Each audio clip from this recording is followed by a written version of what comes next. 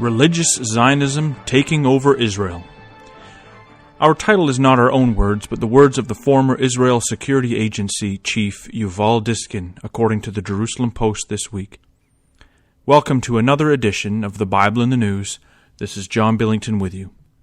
Deputy Foreign Minister M.K. Zippy Hotovely responded saying, Diskin's remarks stem from a deep fear of loss of control of the secular elite in the State of Israel. Hotovely continued on saying, the Israeli demography of the country is going in the direction of its Jewish identity, which is an integral part of its very existence, she continued. Diskin's fear takes him to dark places and creates the delegitimization of an entire community. And that was reported, her remarks, I believe, were reported in the Israel National News. Diskin is certainly not wrong. Religious Zionism is on the rise, but Diskin is not the only one that's bothered by it. Much of the world, and especially the Vatican, is seething at the notion of the Jews going back to their historical homeland and fulfilling God's promises. They would like us to believe that the miracle of the Jewish people is no miracle at all. The fact is that the Jews have survived for thousands of years as a scattered people and returned right when many expected, reading none other than their Bible. Back in the 1800s, a number of Bible readers could see that there was no doubt that the Jewish people would be going back to their land, and they could see it from the prophecies. What stood in the way was the Ottoman Empire. So, you can imagine the excitement when the British took control of the Holy Land, the Ottoman Empire collapsed, and then we had the proclamation of the Balfour Declaration. We go forward, and along comes 1948. Out of the ashes of the Holocaust, the Jews regain their home on, quote, purely political principles, as was expected from the prophecies. Now, where that comes from, purely political principles, is from John Thomas. And he wrote in around 1850 in the book Elpis Israel, and this is the entire quote. He says, there is then a partial and primary restoration of the Jews before the manifestation, the return of Christ, which is to serve as the nucleus or basis of future operations in the restoration of the rest of the tribes after he has appeared in the kingdom. The pre-adventual colonization of Palestine will be on purely political principles, and the Jewish colonists will return in unbelief of the messiahship of Jesus and of the truth as it is in him.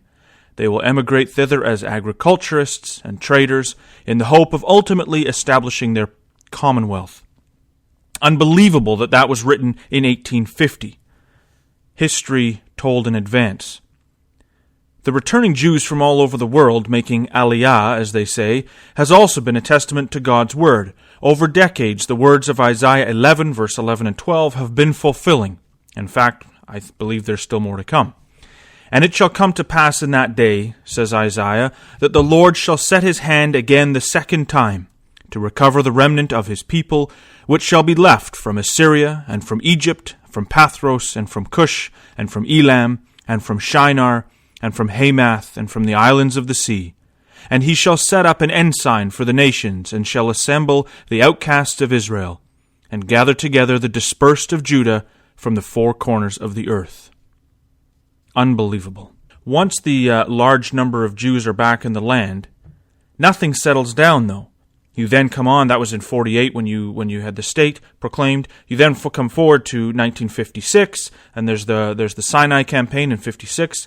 And another approximately 10 years later, you come to 1967, when the Jews regain Jerusalem and win the war in a mere 6 days. It has been said the war was won in 6 days, and on the seventh day they rested because it was the Sabbath. And I believe that was David Rubin from Shiloh that said that. And I love it, because if there was any doubters by that point, come on guys, it was against all odds, it was ridiculous, and that's the power of God. But today, our excitement is the rise of religious Zionism. It's as big a sign as the fall of the Ottoman Empire. It's as big a sign as the return of the Jews back to the land. Because if all the Jews do is return back to the land and don't turn to God, what use is it? The prophecies have said that they will turn to God, and this is what we see today. This rise in religious Zionism is something that was expected before the nation was even born. by a Bible student and author, Graham Pierce. This fact makes it something even more extraordinary. Looking at the prophecies, Graham could see that although the people would go back for secular reasons, which is again what John Thomas said back in 1850, it would be the turning to God that would bring the northern confederacy that's spoken of in Ezekiel 38, that comes down against Israel. It's that would bring them against them. The following is an excerpt from an article written by Graham Pierce in 1948, when he speaks of the controversy of Zion, and those are words that are taken from Isaiah chapter 34. Now, he says, if God intends to bring the age-long controversy of Zion to a head in order to vindicate his name, then at that time Zion and Israel must be something known and distinct. The passages quoted show that this is so, for their intention is to, quote, defile Zion, etc. Such a situation as these passages describe will require a much more Israelitish character in the land than we now see.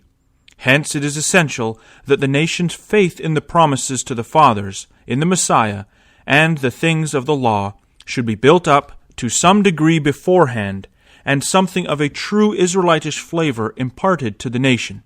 This development of a tangible Israelitish policy in the land will stir up anti-Semitism among the nations and will provoke a, quote, Christian crusade, thus gathering the nations against Zion. Now, if you want to read his entire article, you can go on the Bible Magazine website, and on Bible in the News, you should have a tab at the top. You click on Bible in the News, and you can go back to Archives, Volume 21, Issue Number 1, and on page 22. To see where the expectation comes from, where Graham's expectation comes from, and where we would verify, you can look at a number of passages, but I'll give you one here, maybe two. Ezekiel 36, verse 24 says, "For I will take you from among the heathen," God speaking of the Jewish people, "I will take you from among the heathen and gather you out of all countries." We've seen it. "And bring you into your own land." You can go and visit. It's happened. "Then," he says, "I will sprinkle clean water upon you, and ye shall be clean." You can look also in Hosea chapter 3, where the process is laid out in verse 3 to 5. The children of Israel, 1, return, 2, seek the Lord their God, and lastly, number 3, fear the Lord. It's not an overnight turning, it's a process of restoration. And this restoration is spoken of in Acts 3, verse 20-21. "And he shall send Jesus Christ, which before was preached unto you, whom the heaven must receive until the times of restitution." If you look in the RV, it says the restoration of all things, "which God hath spoken by the mouth of all his holy prophets since the world began." This is what we're seeing. This is the restoration spoken of by all the holy prophets. This is, when you go to Israel, this is what you're seeing. What the holy prophets looked for and imagined and could see through the eye of faith. It is unbelievable. So when you sit down and have a look at the news and you read the headline, "Religious Zionism Taking Over Israel," it screams that God's plans are right on track. But with the reading of the Scriptures comes a disdain for the Roman Catholic Church and its idolatry. This is maybe another side to this. And this is now what a number are doing in Israel. All one has to do is read the stories of Elijah and Josiah to be inspired to cleanse the land. In fact, this week Israel National News reported the following. Quote, "A representative of the Vatican in Israel on Sunday contacted the Attorney General Yehuda Weinstein in a letter demanding that he indict Ben Gopstein, director of the Lehava Anti-Assimilation Group, for comments he made on a recent panel on Jewish law. The letter comes following a complaint submitted by the Catholic Church in Israel on behalf of the Vatican, which accused Gopstein of incitement to violence, just after the Israel Security Agency last Tuesday admitted that Lehava is perfectly legal. The Vatican's call to arrest Gopstein focuses on statements made when he took part in a panel debating Jewish law last Tuesday, during which he said he supported the burning of churches, and an answer he claimed was based on a ruling by the famed 12th century CE Jewish scholar Ramban, Maimonides, you can tell. Explaining his comments, Gopstein said afterwards, "The law is straightforward. Ramban's interpretation is that one must burn idolatry. There is not a single rabbi that would deliberate that. I expect the government of Israel to carry that out." In the panel, the Lahava director said he was not afraid of being arrested for his comments. He later elaborated, saying, "I said that for speaking the truth, I am prepared to sit in prison. And I emphasize that I don't burn and won't go and burn churches." I guess he's looking at the law, saying you can see where it comes from and how you can say that it applies. Make no mistake, though, because this isn't going to slow down. Make no mistake, what we are seeing here is nothing short of the controversy of Zion. And as I say, it is not going to slow down. God's brought his people back to the land, and they're turning to him in droves. Secular Jews like Dishkin hate the idea, as does the rest of the unbelieving world, especially the Vatican. In the same article that we quoted by Graham Pierce, he said, "The coming world issue is Christianity against Zionism." He could see this in 48. "I think it is fair to say that it has always been an issue, but it is going to become the dominant issue. The Roman Catholic Church has a centuries-long history of strong anti-Semitism. The return of the Jews to their ancient land has always been seen as a threat to the Vatican.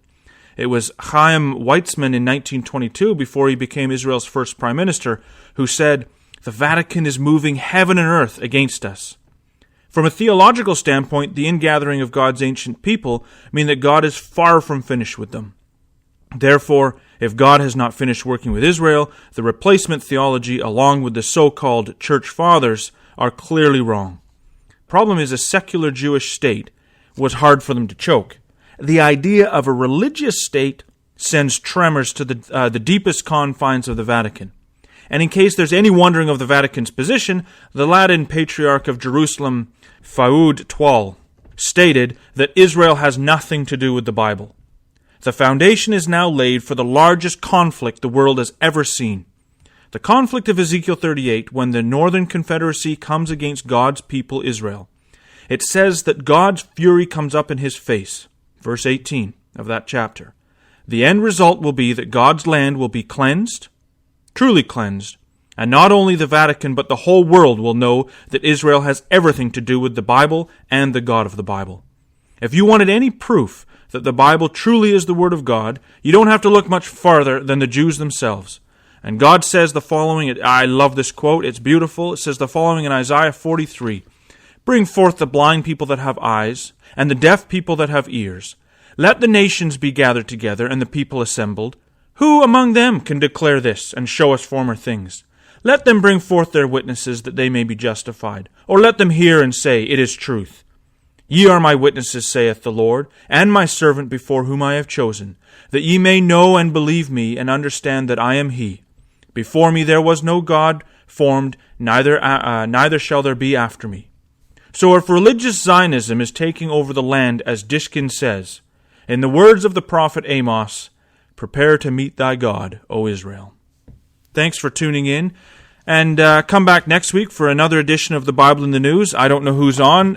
We switch it up a little bit, but thanks for tuning in. Thanks for your support, and if you want to support us any further, one of the biggest things you can do is subscribe to the Bible Magazine on BibleMagazine.com. As I said earlier, there's a tab, a link that you can click at the top of the Bible in the News page, and subscribe. And if you already subscribed, we appreciate it. Send one to a friend. It help us get the message out, help us spread the word. It's one of the biggest things. People want to support, want to do something, and we appreciate it. But one of the biggest things is help us spread the message. So if you don't already subscribe, please go ahead and subscribe. And if you, as I say, you already subscribe, send it to a friend. Thanks again for tuning into the Bible in the News, and we'll see you again next week. Take care.